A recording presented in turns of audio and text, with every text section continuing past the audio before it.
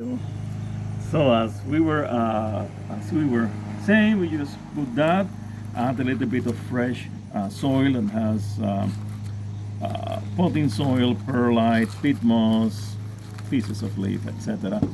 Um, and put it back. Remember to always label. Okay. And we have another one, and we'll begin with placing the label.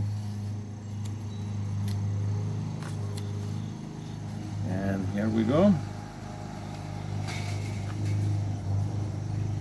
Cercis siliquastrum. Remember to always label. Don't trust our memories, let alone mine. So this is ready to go. Cercis siliquastrum. This, it seems to me that putting masking tape and putting a good overlay here is the best. All other labels we have tried don't seem to work as well. This siliquastrum looks a little bit sad, but we can see some new growth. So we put that there, make sure the roots are in, add some more fresh soil with perlite, etc. And I think we are ready to go. And then we have this one already labeled, siliquastrum, with some leftover of dirt, which I'm going to put here. I'm going to put the old one down here.